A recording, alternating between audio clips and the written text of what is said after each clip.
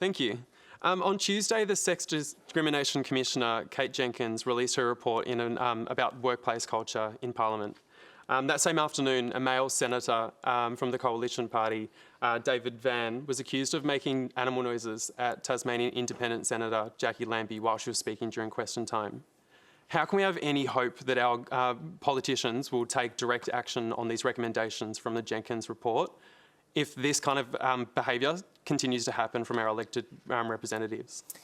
So David Van, he denied growling at Jackie Lambie, but he did apologise for doing something. Narelda, let's come to you first on this. From what we've seen this week, do you think those Jenkins recommendations are being taken seriously? They're going to have to be taken seriously because, as you said in the intro, we began with women chanting "enough is enough" at the beginning of the year, and that's exactly what we've seen at the end of the year, and particularly today and with Kate Jenkins' report. And what struck me is that the perpetrators of the harassment and everything that Kate laid out in the report have been people typically groomed by society to succeed, and some of them groomed specifically to go into politics. Some of them even probably to be prime ministers. How's that going for us? It's a society problem. It's a whole of society problem. And we imagine a society then that grooms people that up until now have been told that they can't go into politics, that there are obstacles in the way, that they want to go, but it's not for you. Imagine if people who want to make a change go into politics, and that's what we're going to be seeing in the next generation of politicians.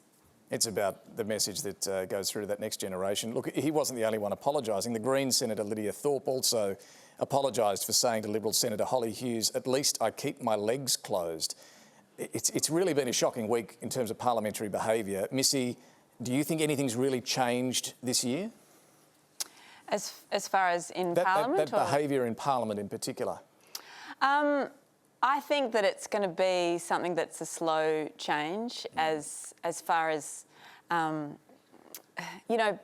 and more women are getting the courage to stand up. And as, Grace Tame and Brittany Higgins have shown us,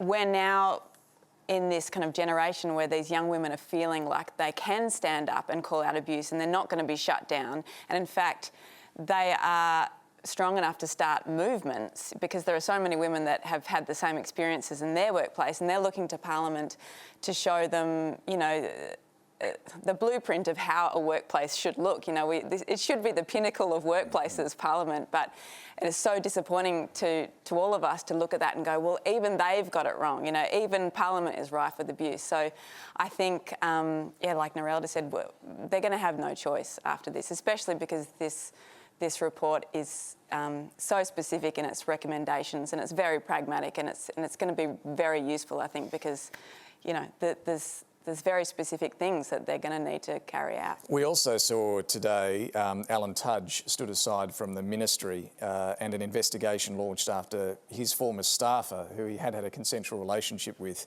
accused him of emotional abuse and on one occasion physically kicking her out of bed.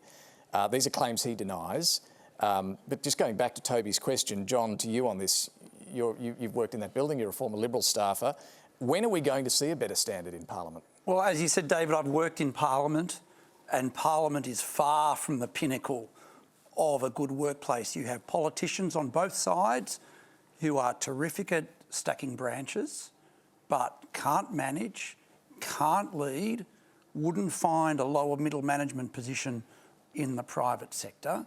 You have a work culture where you start at 6 a.m, you finish at midnight, you are making massive decisions on people's lives, and you have a degree of disregard for human relations. You have a massive power imbalance. You have women issues.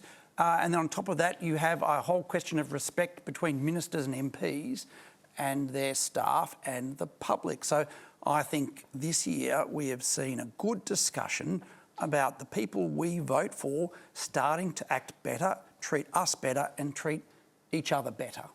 or men issues, I guess, as some have correctly pointed out. And they are absolutely men who are wielding this power. Hugh, you work with a lot of sporting clubs as well, and some of these problems we do see in the footy codes in particular. What can be done to change the culture when it comes to attitudes towards women and treatment of women? Yeah, I just want to jump on that really good question before. I just feel like, I mean, I'm not an expert on politics like John is, but I am an expert on how I feel, and I just feel so let down by politicians at the moment. I feel like this time more than ever, like this is such a crisis we're in all over the country, you know, and you open the paper and you want inspiration, you want to hear what we're doing to fix the problems, and you read this rot.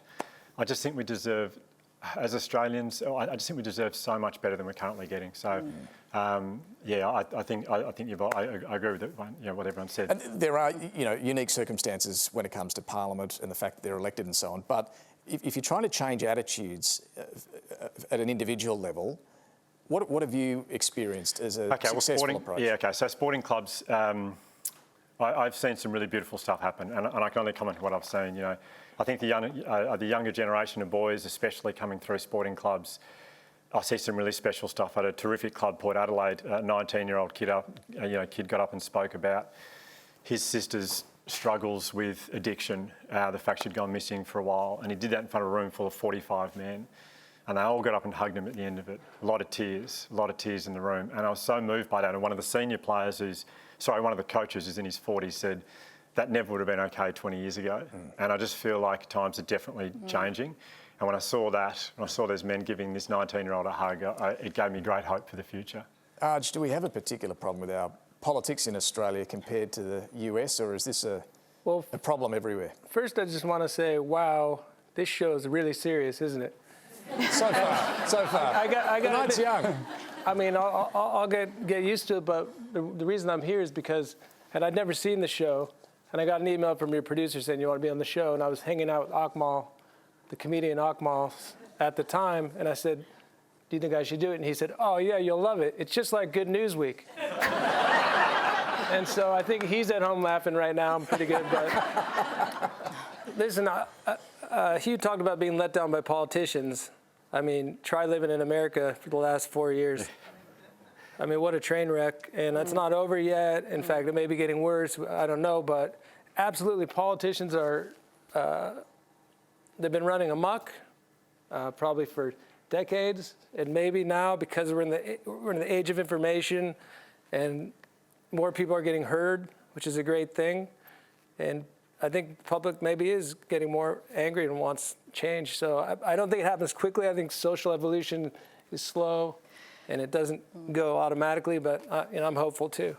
I think I agree with you, Hugh. I think to be able to change, for an individual to change their behaviour, you need to really get vulnerable with yourself and admit that there is something to change in the first place. And that's what we don't see from our politicians. We don't see a vulnerability. Ever. We see a face and we see them defending and attacking. Catchphrases.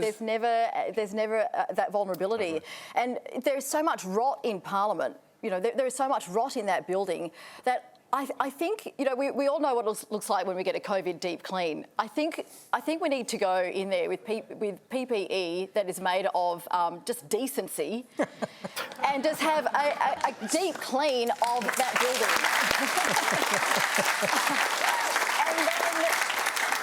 and then have elders, traditional owners, go in and do a smoking cleansing of the entire building.